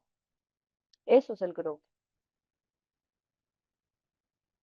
Lo de las crisis, pues estamos viendo los diferentes tipos de crisis, los modos que se activan, ¿no? Y obviamente, pues, ¿qué debemos de hacer? ¿Cuáles son los protocolos que debemos de hacer? Porque pues ya sabemos que pues en la crisis de suicidio, por ejemplo, el trastorno límite se presenta y es muy frecuente.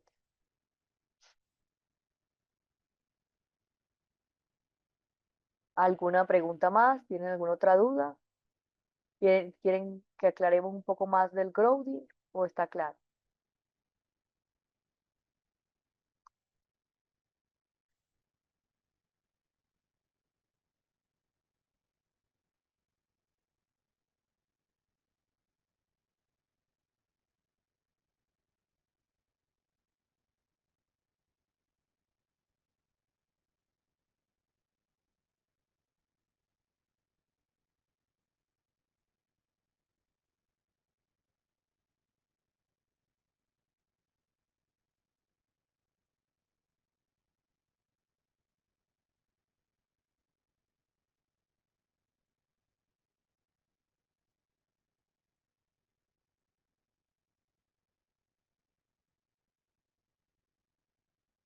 Ok.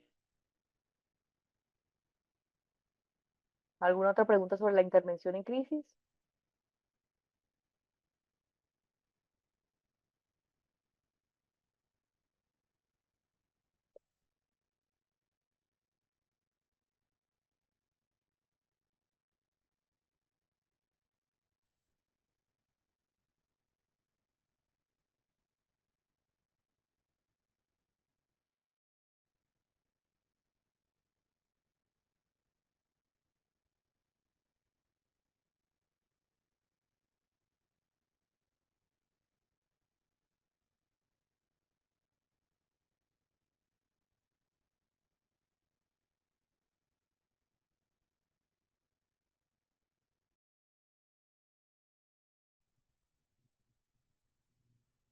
¿Tenemos alguna pregunta, alguna duda que quieran que aclaremos o está bien? Continuamos con la siguiente unidad. Podemos tomarnos un espacio también para resolver las dudas que ustedes tengan.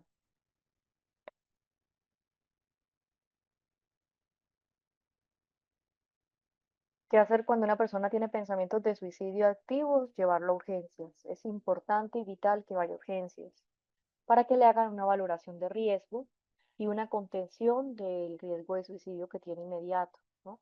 Para prevenir pues que no se haga daño. Y a partir de ahí, en la valoración de riesgo, se determinará, por ejemplo, si la persona tiene la necesidad de estar hospitalizada hasta 72 horas y también a medida que vaya disminuyendo pues esos pensamientos de muerte, ¿no? Se haría un seguimiento, se haría que la persona acuda también a consulta psiquiátrica, también digamos que tome sus medicamentos en caso que el psiquiatra pues valore que lo requiere.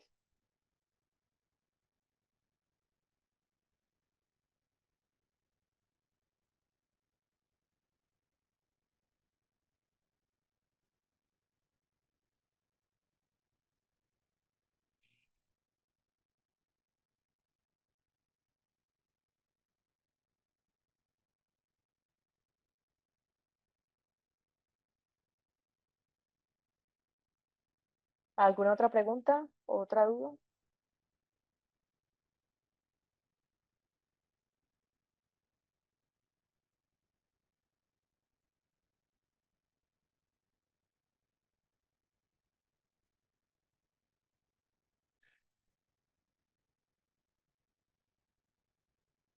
Bueno, entonces vamos a continuar. Entonces es importante que identifiquemos los riesgos y que sepamos también cuándo nosotros debemos de buscar la intervención, ¿no? Que esto es como de los elementos más importantes. Ahora que cuando nosotros hablamos vamos a hablar ahora de los trastornos psicóticos, también está caracterizado por otro tipo, digamos, de síntomas, ¿no? Cuando nosotros hablamos de los trastornos psicóticos, acá hay la presencia, está el trastorno esquizotípico de la personalidad, está el trastorno delirante, está el trastorno psicótico breve, está el trastorno esquizofreniforme, está la esquizofrenia, el trastorno esquizoafectivo, está el trastorno psicótico inducido por medicamentos o sustancias, está el trastorno psicótico debido a afecciones médicas, está la catatonía debido a otro trastorno mental y también está el trastorno catatónico debido a una afectación médica. También está la catatonía no especificada y el trastorno espectro de esquizofrenia especificado o otro trastorno psicótico.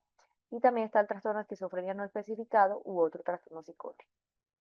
Entonces vamos a hablar del espectro de la esquizofrenia y otros trastornos psicóticos. Cuando hablamos del trastorno psicótico, son situaciones donde la persona muestra que hay cierta pérdida de contacto con la realidad. Está caracterizado por la presencia de alucinaciones o ideas delirantes, desde la ausencia de la conciencia y la naturaleza patológica. También está la esquizofrenia, que es la definición del trastorno mental grave y complejo y como la combinación heterogénea de los síntomas. Está caracterizado por la pérdida de la realidad acompañada, las alteraciones cognitivas, la percepción de un pensamiento, de emociones y de conducta. También está caracterizado por ese deterioro cognitivo que puede ser grave, como por ejemplo hablamos de afectar el funcionamiento cotidiano de la persona. También está la edad de inicio, que suele ser al final de la adolescencia, frente al inicio de la edad adulta. Está también la aparición de una enfermedad que puede ocurrir de manera aguda o ser insidiosa. Está el curso de una variable en un solo brote o desarrollarse de manera crónica. También están las fases prodrómicas, que son formas atenuadas de síntomas. Otra de ellas es la enfermedad estigmatizada socialmente, lo que aumenta esa dificultad de un tratamiento. En cuanto a la esquizofrenia y la epidemiología, está ese trastorno psicótico más frecuente y grave cuando nosotros vemos que hay una prevalencia, por ejemplo, del 1% de la población en general. Varía obviamente geográficamente. Hay una incidencia de 14 por cada 100.000 personas, ¿no? Que la vida más corta también que el resto de la población y que es levemente más frecuente en hombres que en mujeres, siendo más grave pues en los hombres. También tenemos que mirar que la esquizofrenia tiene una etiología y es el origen, ¿no? Una parte del origen son los factores genéticos y los factores ambientales. Tenemos que tener en cuenta que, pues, a pesar de que hay muchas investigaciones, no se ha logrado identificar a qué se deben las anomalías genéticas, anatómicas o electrofisiológicas que tienen constantemente los pacientes. También frente a la identificación de aquellos patrones estables o de grupos desde los pacientes. No se puede utilizar este tipo de información muchas veces a nivel de diagnóstico, por lo que muchas veces se utilizan guías diagnósticas que permiten que nosotros aproximemos la información, digamos, frente a los elementos que estamos relacionando. En cuanto a la esquizofrenia, pues hay síntomas, uno de ellos son los positivos y otros son los negativos, y está caracterizado por la exageración de las funciones normales, la mejor respuesta a un tratamiento frente al pronóstico, la disminución o la pérdida frente a las funciones normales, como vemos que es la bulia, la expresión emotiva disminuida, y pues la peor respuesta frente a un tratamiento o a peor pronóstico. En cuanto a la esquizofrenia, está caracterizada por los delirios. Cuando hablamos de los delirios, son esas creencias fijas que tiene un individuo, cuando no son comprensibles frente al contexto, frente a la cultura. Hay un deterioro de la capacidad para hacer interferencias lógicas y frecuentemente el delirio de la persecución, el control, la referencia, la grandiosidad y pues también las partes somáticas. También es importante que está caracterizada la esquizofrenia por alucinaciones, que es como esas experiencias sensoriales frente a ausencia de un estímulo real externo, ¿no? Auditivas, también se ve, escuchan voces que le hablan entre sí, escucha sus propios pensamientos, visuales, también como colores, formas inexistentes, formas o figuras complejas, está también las olfativas, que llegan a tener alucinaciones, que llegan a oler y pues no hay nada a su alrededor, pues que haya realmente como ese olor. También están las alucinaciones gustativas y somáticas, desde esas sensaciones táctiles como la quemadura o hormigueo. ¿Alguna pregunta hasta el momento? ¿Está claro? Bueno, entonces vamos a hablar del tema del diagnóstico y es que en cuanto al diagnóstico, pues a pesar, digamos, que la persona está presentando al menos, debe presentar durante al menos un mes, dos o más estos síntomas, como por ejemplo hablamos de los delirios, las alucinaciones, el discurso desorganizado, comportamiento desorganizado o catatónico, síntomas negativos, ¿no? Llegan a tener una disfuncionalidad en cuanto a lo social, lo laboral, al deterioro de sus relaciones sociales y a su cuidado personal. En cuanto a los signos continuos que persisten durante al menos 6 meses, incluyen la sintomatología activa cuando cumple con el criterio A. También cuando nosotros hablamos de aquellos síntomas, por ejemplo, que tienen que ver con esos síntomas que tienen que ver con los periodos prodrómicos o que solamente tienen síntomas negativos o pues solamente los del criterio A, ¿no? Otra parte de la esquizofrenia y del diagnóstico es el cuadro de la sintomatología. Cuando nosotros hablamos del cuadro de la sintomatología, es que nosotros tenemos que tener en cuenta que a veces no se explica, digamos, ese diagnóstico desde el tratamiento depresivo, bipolar o esquizoafectivo, ¿no? En cuanto al cuadro de la sintomatología presente, pues que no está provocado por el abuso de sustancias o de medicamentos o afecciones médicas. Realmente como que no hay una explicación del por qué la persona empieza a percibir este tipo de situaciones.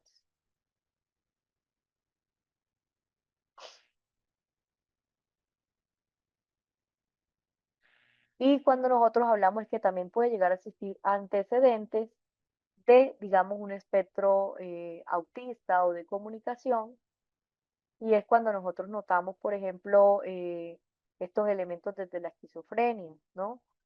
de aquellos elementos, por ejemplo, que existen o no, como la comunicación, el diagnóstico, cómo se justifica si se confirma o no la presencia de alucinaciones o delirios durante al menos un mes.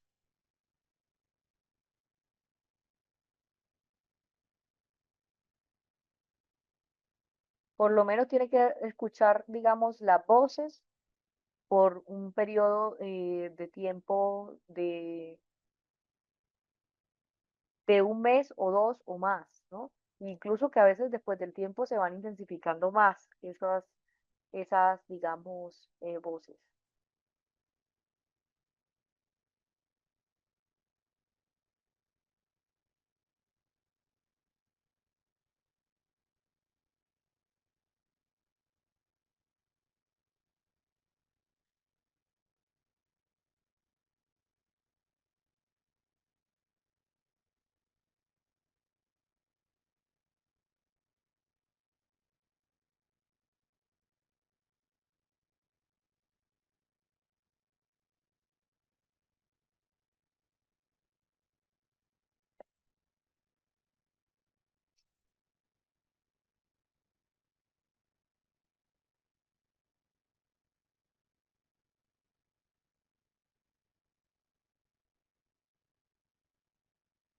Es importante el tema del discurso del pensamiento porque a veces las personas no tienen como una cronología de la información, tiene como un pensamiento desorganizado, ¿no?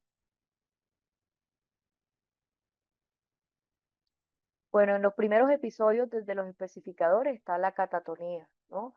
Tenemos que notar, por ejemplo, cuando esta ha durado al menos específica frente a la evolución.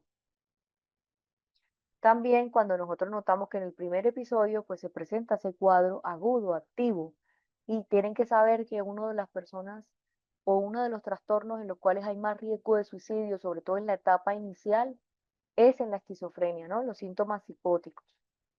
Recuerden que cuando nosotros hablamos de catatonía, es aquellos elementos, por ejemplo, de síndrome psicomotor que está caracterizado por la motricidad, por el comportamiento o la reactividad, ¿no?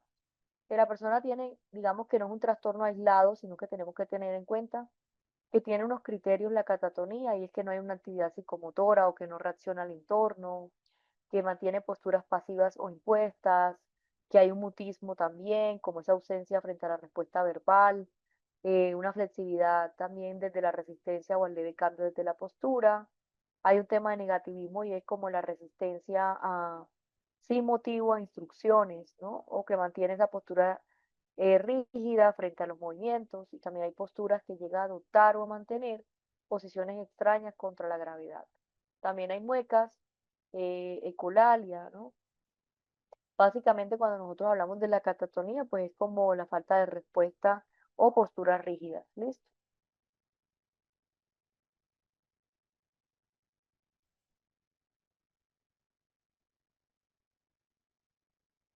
No, la esquizofrenia no se confunde con otros trastornos. Cuando hablamos de la esquizofrenia es un trastorno en el cual está acompañado de alucinaciones y de delirios.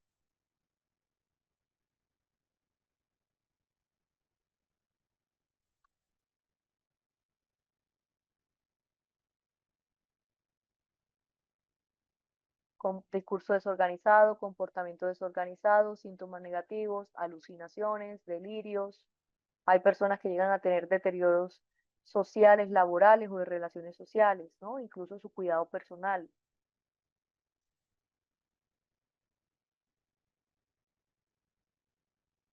Listo.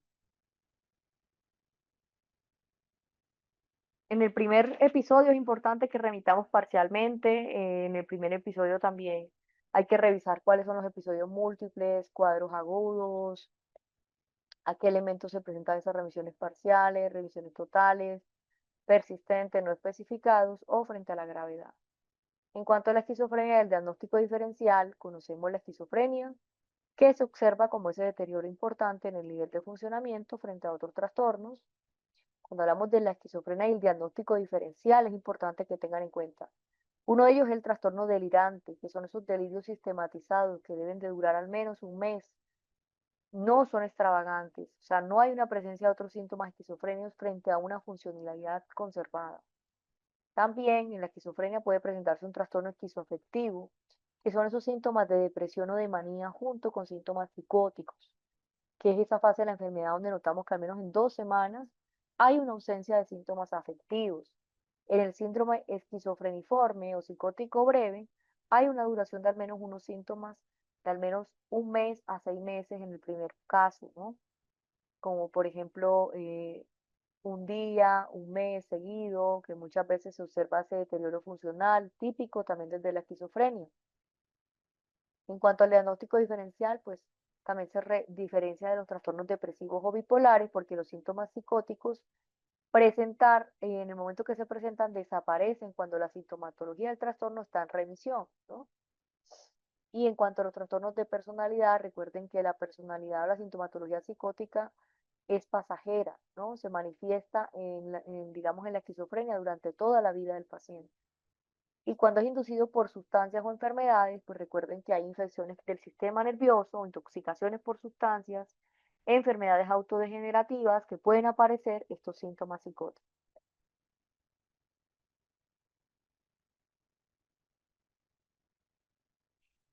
Bueno, es destruir objetos puede tener muchas causas, ¿no? Esto no necesariamente la esquizofrenia.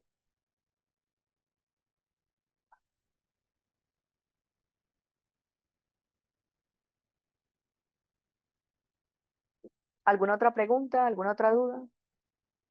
También tenemos que hablar de la esquizofrenia y la comorbilidad y que tiene una comorbilidad con las sustancias, como por ejemplo también tiene una comorbilidad con el trastorno de ansiedad, con el trastorno obsesivo compulsivo, con el trastorno de pánico, con el trastorno de la personalidad y las afecciones médicas, ese aumento de peso, por ejemplo el caso del azúcar, síndromes metabólicos, las enfermedades también cardiovasculares.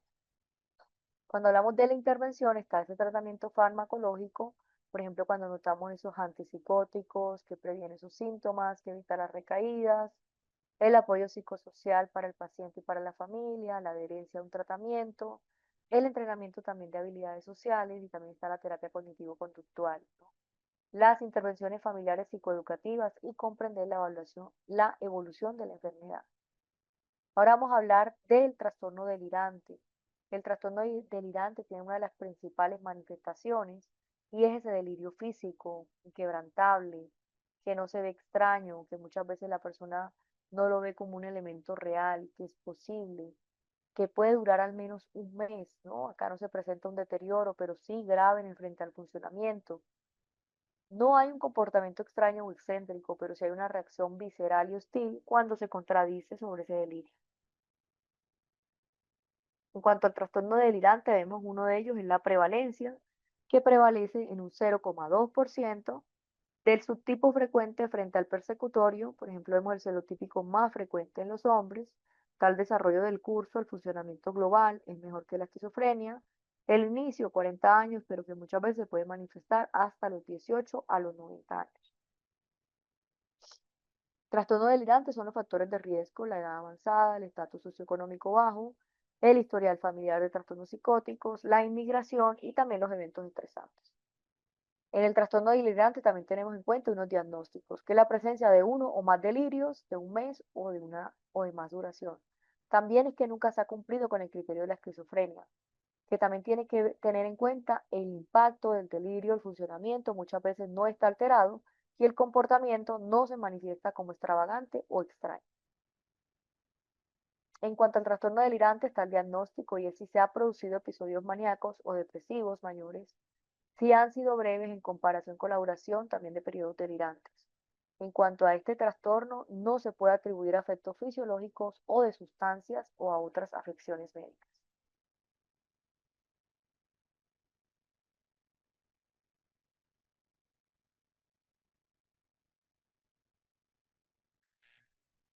¿Qué causa la esquizofrenia? Como ya les he dicho, no hay una etiología para determinar qué genera una esquizofrenia, ¿no? Tienen que conocer que realmente pues esta se produce por elementos genéticos, por elementos, digamos que no hay como tal, o sea, no podríamos decir a qué se debe específicamente, ¿no? Problemas neurofisiológicos.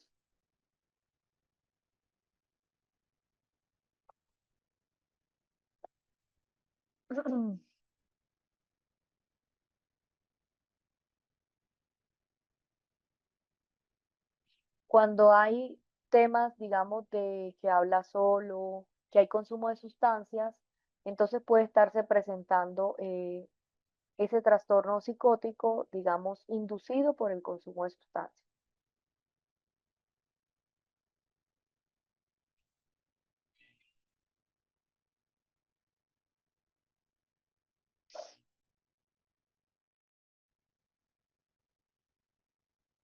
Cuando desaparecen las alucinaciones y la sensación de persecución, permanecen otros síntomas que mencionas en mejoría. Por lo general es complejo decirlo, pero habría que determinar a qué se deben esas alucinaciones. Si tenía que ver realmente un trastorno de esquizofrenia, pues digamos que no van a desaparecer, ¿no? Si van a desaparecer, pueden ser probablemente por otro tipo de trastorno que pues a veces también pueden incluir alucinaciones como la depresión psicótica y como algunos crisis de ansiedad desde el trastorno bipolar. Se cree que algunos padres inducen a que sea esquizofrénico a sus hijos, la verdad no.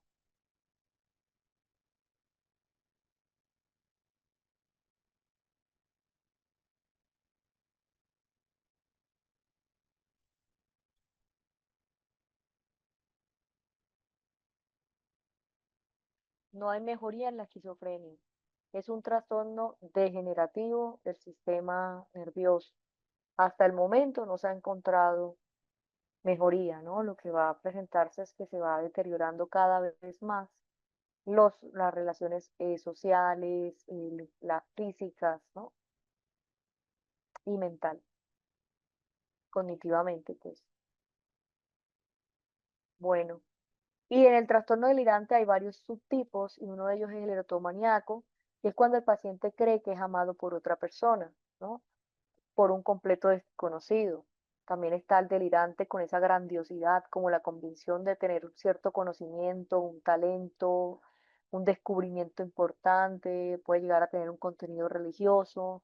Les recomiendo que se vean una película que se llama Una mente brillante y que puede tener un contenido también religioso, ¿no? Como un arraigo religioso también bastante fuerte. También está el celotípico, y, bueno, en cuanto al contenido religioso, es como creer que ven, por ejemplo, que hablaron con Dios, que hablan con Él constantemente, ¿no? Ese tema de grandiosidad hace parte de este trastorno delirante. También está el celo típico, que cuando una pareja tiene, digamos, esos sentimientos de que le está siendo infiel, ¿no? Y a veces no hay motivos justificados, pero se basan en pequeños indicios. Hay enfrentamientos con la pareja, con su amante, ¿no? Para evitar esas respuestas de infidelidad. Listo, está claro hasta el momento.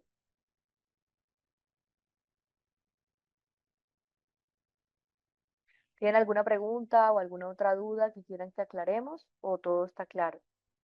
No sé si a ustedes les enviaron el día de hoy el formulario de las respuestas de las preguntas para que lo realicen y pues podamos resolverlas el día de mañana, que sería nuestra última clase.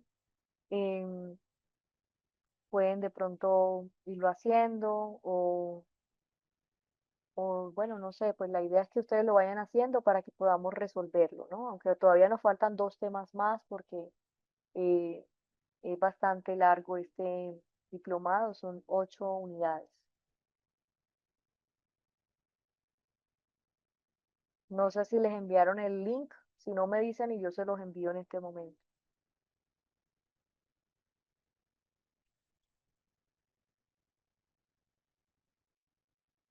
Acá se los voy a enviar de todas formas para hacer el cuestionario.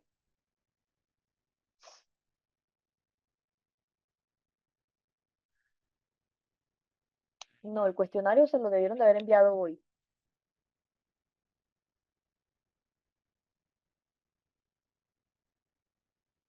Vale, perfecto. Acá se los envío nuevamente. Y recuerden que nos vemos mañana nuevamente de 6 y, perdón, de 2 de la tarde a 5 de la tarde.